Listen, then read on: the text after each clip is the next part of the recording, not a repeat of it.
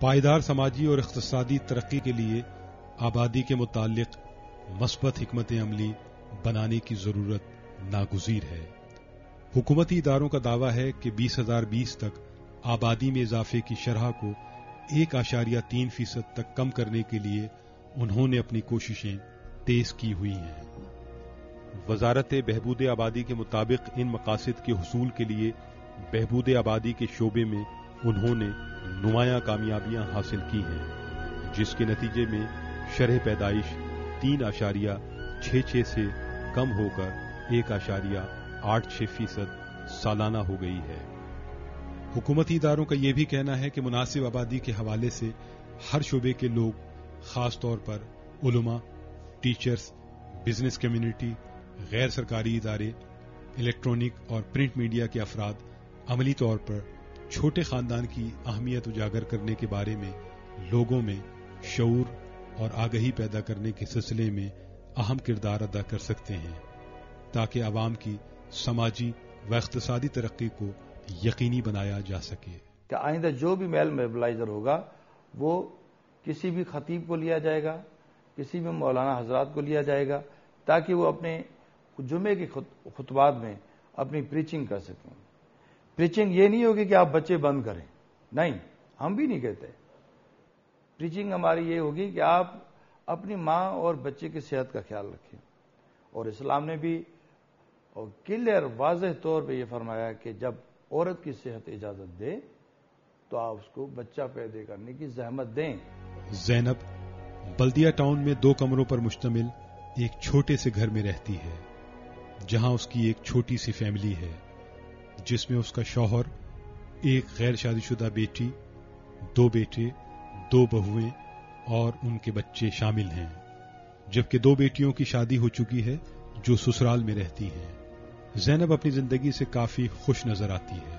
وہ کام سے واپسی کے بعد اپنے بچوں کے ساتھ وقت گزارتی ہے۔ میرے ماشاءاللہ 5 بچے، جن میں 2 لڑکیوں کی بھی شادی ہو گئی، 2 لڑکوں کی بھی شادی ہو گئی۔ ایک میری بچی پڑھ رہی ہے، کالج جاتی ہے، اور میرے بڑے بیٹے کے ماشاءاللہ 3 بچے ہیں، چھوٹے کے 2 بچے ہیں، اور دونوں بیٹیوں کے بھی ماشاءاللہ سے بچے ہیں، ایک کے 2 بیٹے، ایک بیٹی ہے میری ماشاءاللہ۔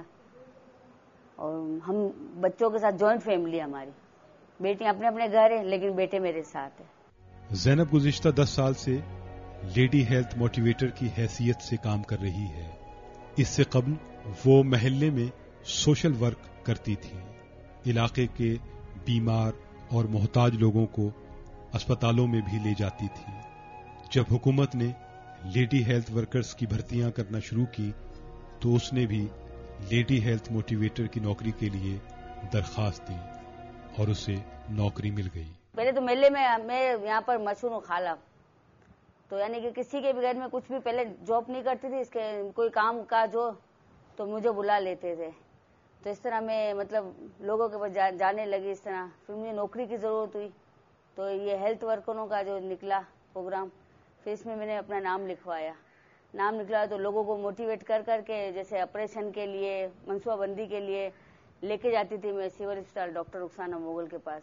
انہوں نے میرا کام دیکھا کہ یہ بہت مطلب 10 سال تو مجھے سروس کو، اس سے 2-3 سال پہلے سے میں یہ کام کرتی تھی۔ زینب کو فیلڈ میں کافی دشواریوں کا سامنا کرنا پڑتا ہے۔ یہ دشواریاں عورتوں کی جانب سے نہیں بلکہ مردوں کی طرف سے پیدا کردہ ہوتی ہیں، کیونکہ وہ خاندانی منصوبہ بندی کے بارے میں سخت موقف رکھتے ہیں اور اپنی بیویوں کو بھی ایسی باتیں سننے سے منع کرتے ہیں اور لیڈی ہیلتھ ورکرز کو اپنے گھروں میں آنے نہیں دیتے۔ زینب کا کہنا ہے کہ جب وہ کسی کے گھر پہ جاتی ہے تو اپنے آپ کو لیڈی ہیلتھ ورکر ظاہر نہیں کرتی، بلکہ وہ یہ کہتی ہے کہ گورنمنٹ کی جانب سے فیملی کی رجسٹریشن کے لیے آئی ہے۔ پھر وہ گھر میں دوستانہ ماحول پیدا کرنے کے بعد خواتین کو رازداری سے خاندانی منصوبہ بندی کے فوائد کے بارے میں آگاہ کرتی ہے۔ ہم یہ کہتے ہیں کہ ہم گورنمنٹ کی طرف سے رجسٹریشن کے لیے آئیں، تو پھر وہ کہتے ہیں کہ اگر ہم پوچھتے ہیں ان کے گھر میں لیڈیز ہے، پھر لیڈیز سامنے آتی ہے تو ہم ان کو بولتے ہیں کہ اب ہم گھر میں آ جائیں، تو بولتے کہ ہاں، یہاں تو بیٹھ کے نام نہیں لکھوایا ہوگا نا سڑک پر، تو سارے پھر وہ گھر میں بلاتے. جس کا مرد بیٹھا ہوگا اس کے سامنے تو ہم بولیں گے تو اٹھا کے چپل ہی مارنے شروع ہو جائے گا. تو پھر اس کو بولتے کہ اچھا باجی ہم ایسا کرتے ہیں کل آئیں گے آپ کے پاس, آپ کو بس آپ کی بات اچھی لگی ہم کو. اس طرح دوستانہ پہلے ماحول بناتے کہ ہم کل آئیں گے. اور دیکھو ہم ایسے ویسے لوگ نہیں, ہم اپنا کارڈ دکھاتے, گورنمنٹ کا جو کارڈ ہے وہ کارڈ دکھاتے کہ ہم نے اس طرح سے ہنسی مذاق ہو جاتی ہے. پہلے دن ہم یہ نہیں بولتے ہم فیملی پلاننگ سے آئے. ملک کی مجموعی ترقی کے لیے خواتین کا کردار بھی انتہائی اہمیت کا حامل ہے. ضرورت اس امر کی ہے کہ خواتین کو تعلیم یافتہ اور صحت مند بنا کر ایک ایسے معاشرے کی بنیاد ڈالی جائے جس میں وہ افرادی قوت کا حصہ بنے.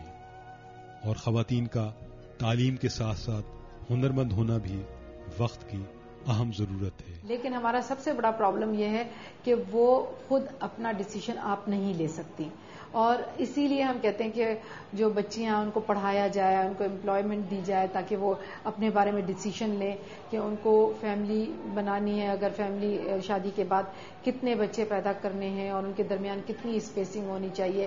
اگر پڑھی لکھی ہوگی تو اپنی ڈیسیشن لے گی خود, لیکن اگر پڑھی لکھی نہیں ہوگی, ڈیپینڈنٹ ہوگی, تو پھر وہ اپنے ڈیسیشن بھی خود نہیں لے گی. تو میجورٹی یہ ہے کہ وہ خود نہیں ڈیسیشن لے سکتی اپنے بارے میں, کوئی اور ان کے بارے میں ڈیسیشن لے رہا ہوتا ہے, تو اس سے پھر یہ پرابلمس بہت آتے ہیں ہمارے پاس.